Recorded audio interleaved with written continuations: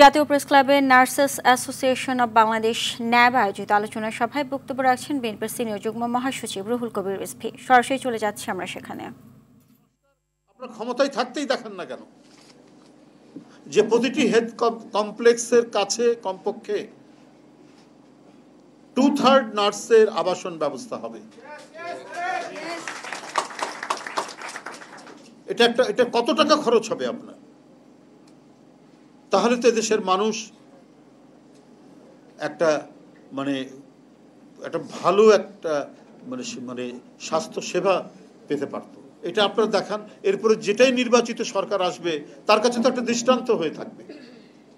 তাদের এই মুহূর্তের যে ডিমান্ডগুলো, দাবিগুলো, তাদের মোটামুটিভাবে সমাজে চলার জন্য যে দাবিগুলো আছে সেগুলো যদি আপনারা মেটানোর মতো একটা দৃষ্টান্ত স্থাপন করেন, পরবর্তী নির্বাচিত সরকার কেউ এখান থেকে ফিরে আসবে না। কারণ নির্বাচিত সরকারকে জনগণের কাছে জবাবদিহি করতে হবে এবং পরবর্তী নির্বাচনের জন্য তাকে ভালো কাজগুলোই করতে হবে।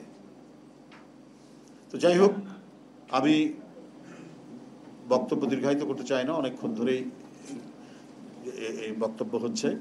আমি আজকের আন্তর্জাতিক নার্স দিবসে সকল এই পেশায়, এই মহান পেশায় যারা নিয়োজিত আছেন প্রত্যেকেরই আমি অব্যাহত সুখ সমৃদ্ধি কামনা করছি এবং আগামীতে বিশেষ করে বাংলাদেশ জাতীয়তাবাদী দল বিএনপি যদি ক্ষমতায় আসে, আমার মনে হয় এই সেক্টর যেটা আমাদের 31 দফার মধ্যে আছে, যেটি আমাদের ভারপ্রাপ্ত চেয়ারম্যান বারবার বিভিন্ন বক্তৃতায় তিনি তুলে ধরেছেন যে আমাদের সেবা খাত, আমাদের স্বাস্থ্য খাত কেমন হবে, যে উজ্জ্বল দিকগুলি তুলে ধরেছেন।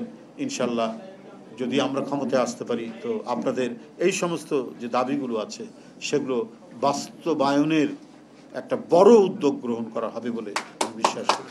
আপনাদের এতক্ষণ দেখছিলেন বিএনপির সিনিয়র যুগ্ম মহাসচিব রুহুল কবির রিজভীর বক্তব্যের অংশবিশেষ।